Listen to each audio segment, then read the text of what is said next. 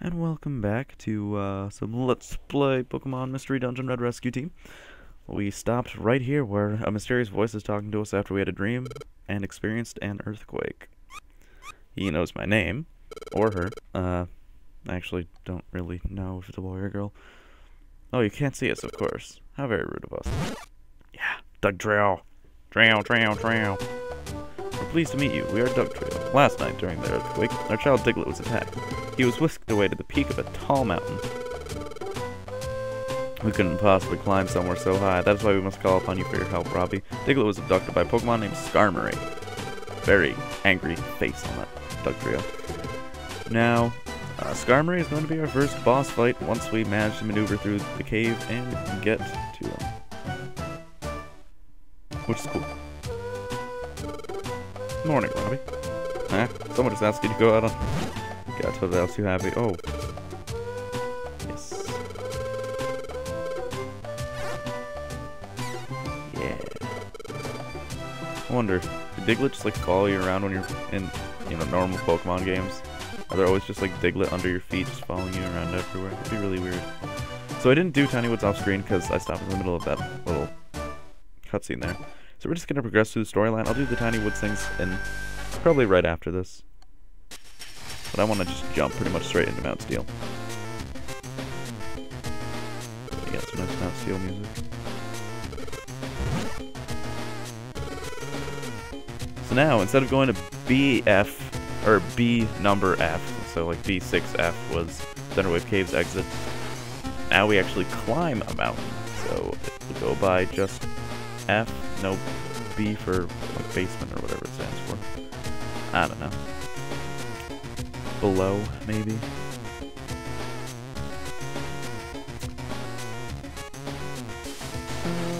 Okay, I haven't even seen an enemy yet, and we're already at the stairs. No problem.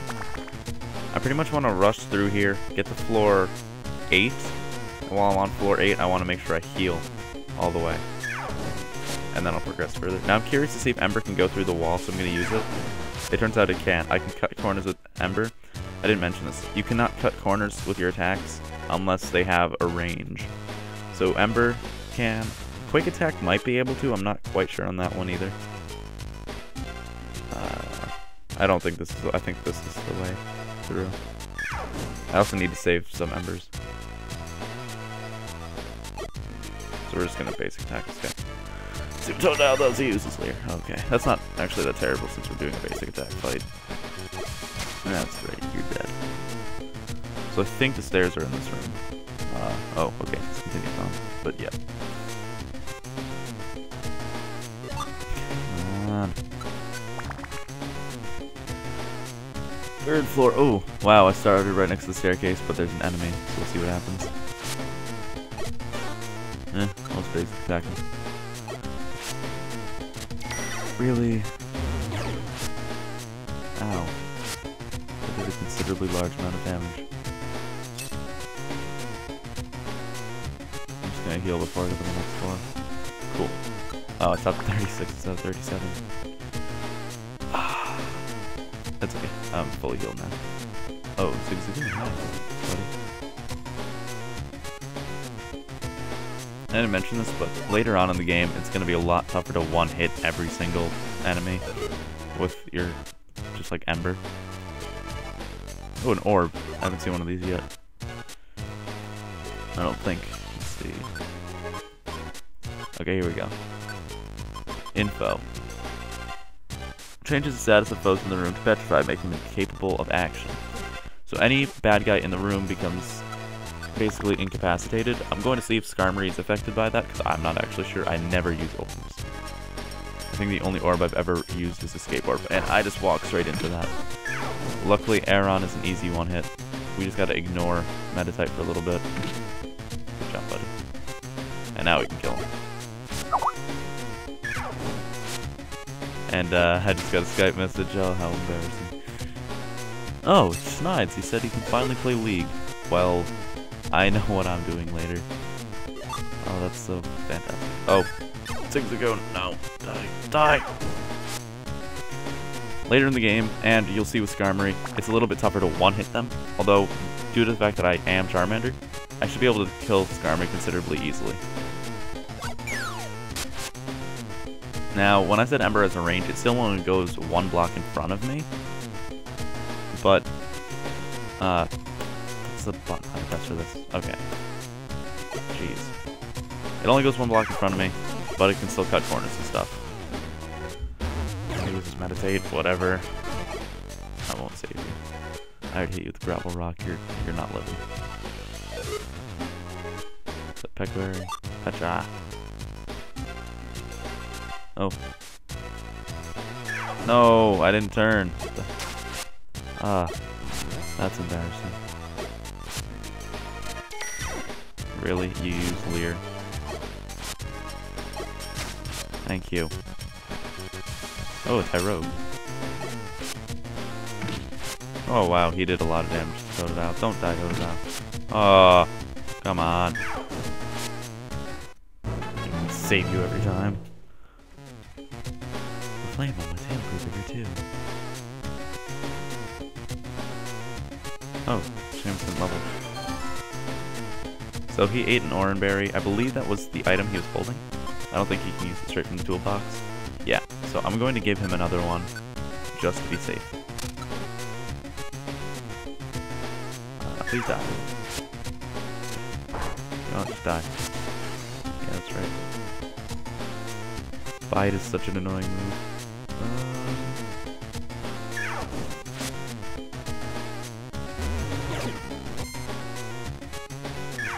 I mean, Bite isn't that bad in this game, but in like Nuzlocke challenges in the normal Pokemon game, it crushes people.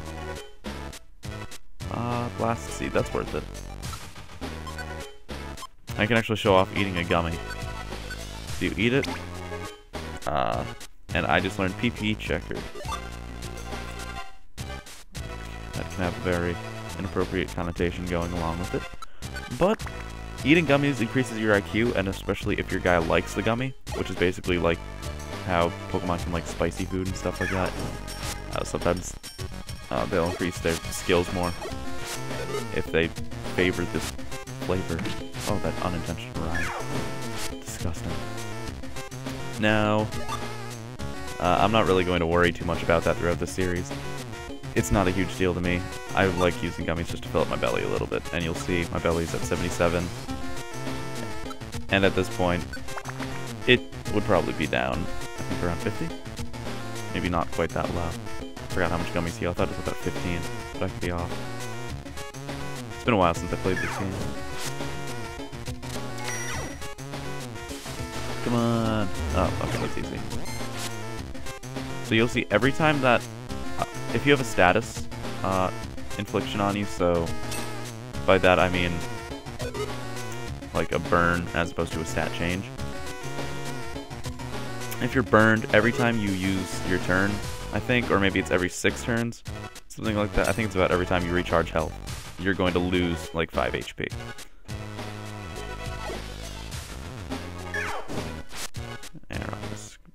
Okay, there's Seamus's level. I don't know why he wasn't leveled already. If I level faster than him, that'd be kind of useful. Because, I mean, I control myself, not him. It'd be great if I had the levels. Ow. But,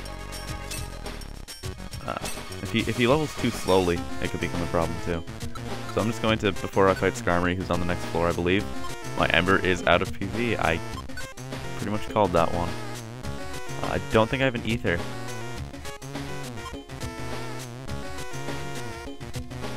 Looks like I have no way to regenerate that. So I'm gonna have to play this really smart.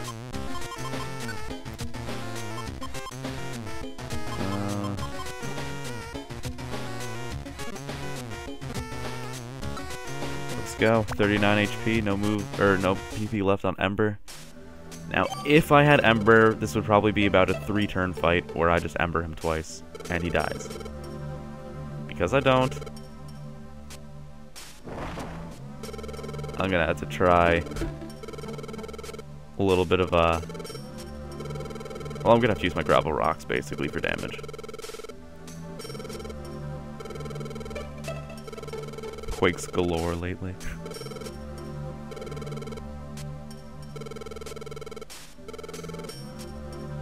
Sure, I'll fight this. The first thing, I'm just going to throw Gravel Rock to free 20.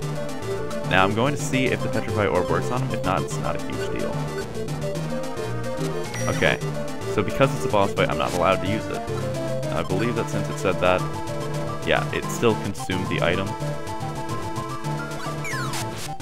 Not a big deal, though.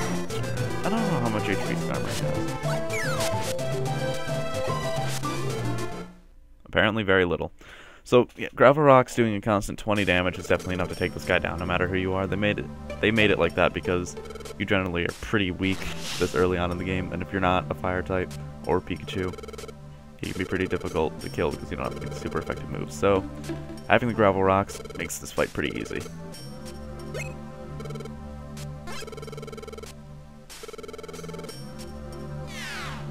Oh no, there's a chasm, but luckily, yeah, Magnemite came, saves the day. Diglett's gonna be alright, and then this is probably the most disturbing thing about a Diglett I've ever seen besides that picture I have on my phone of the Diglett. Maybe because I was somewhere up so high, my feet feel like they're still walking on air.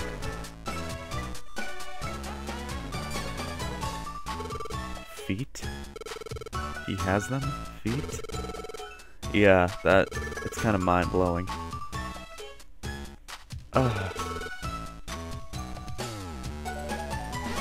Really wonder what that would look like. And Dugtrio pops up again out of nowhere. And they're reunited. We're not going to get any rescue points for that because it wasn't a specific mission, it was a storyline mission. And a good thing does come out of this, though. And I already kind of gave a hint toward it earlier when I was talking about Wigglytuff's guild, or not guild, oh my god, that's the next game, sorry. Wigglytuff's friend shop. Magnemite. Okay, we do get 500 Poke, a Ginseng, which I'll show in a minute. And we asked for Magnemite to join our team.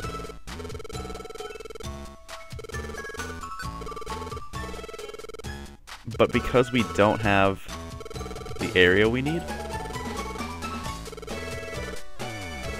we don't have the area, he cannot join our team yet. Luckily, later on, when Wigglytuff actually, you know, wants to sell something, which will be tomorrow apparently, so that should be nice and easy because we're probably going to be forced to sleep now. Yeah, called that one. We'll go hit up Wigglytuff's place. Oh wow, third night in a row where I have a dream. I forgot that you have dreams this consistently early in the game.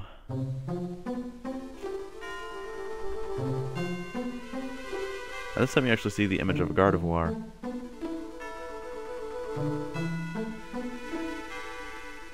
And she's hinting toward the storyline as well. But, of course, as with all dreams, early on in storylines, they're very vague and mean just about nothing. Come on, Seamus. Walk a little faster, talk a little faster. Ah, shut up about my dreams. Yes, I understand. You're trying to foreshadow a little bit more of the storyline. I don't know what choice I just picked, but whatever.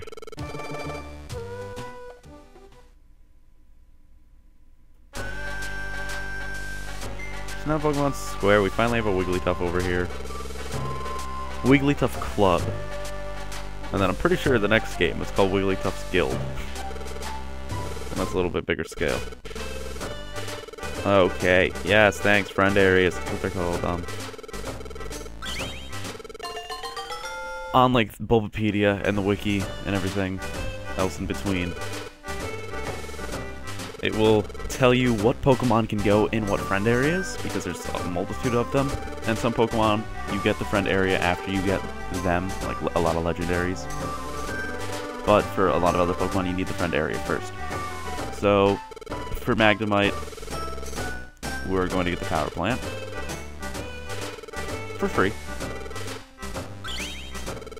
Which is, I mean, cool, I guess. And now we get a Magnemite on our team. I don't know what to name him. What did I say? I was going to name you like Schneid's, probably. Let's go. I'll name you Schneid's.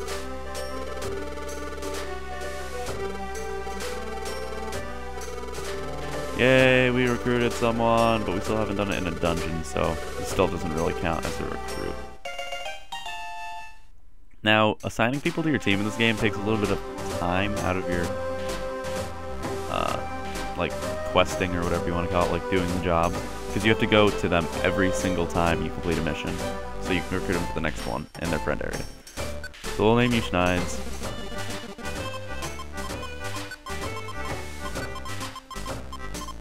No! Yeah, this was so much easier in the Game Boy. I swear. Yay.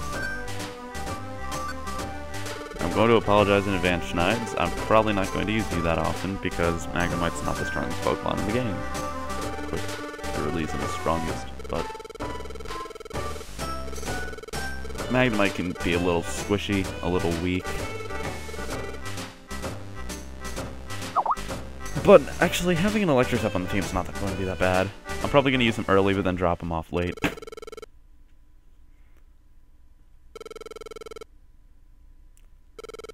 And the next storyline quest, or job, is starting to turn up. Let's see what happens. Jumpluff's begging for a rescue mission, but not finding any luck. And then there's Shiftry. There, the one in the middle with the pointy nose. He's a Pokemon named Shiftry. He's got his own rescue team. Yeah, so Shiftry's team is kind of a jerk. They're not even the biggest jerks in the game, though, so you don't have to worry about that. And you get Alakazam's team. Oh, God. God, he's legendary.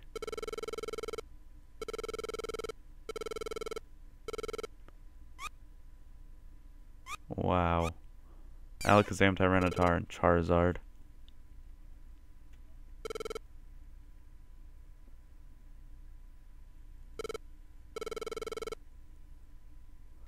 Yeah, so they're like gold rank or something. They're not even the best rank. But they're famous. Okay. We know what a Charizard, Tyranitar, and Alakazam are. Apparently he's memorized everything that's happened in the world. Cool. Cool.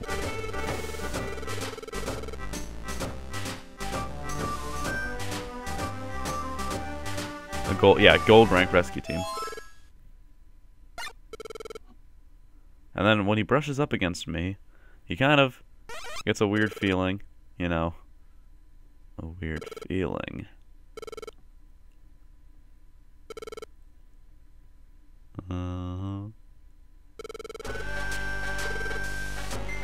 Yeah, no, but seriously, he can obviously detect that there's something off about me and I'm part human. And then there's also this Gengar who's a jerk.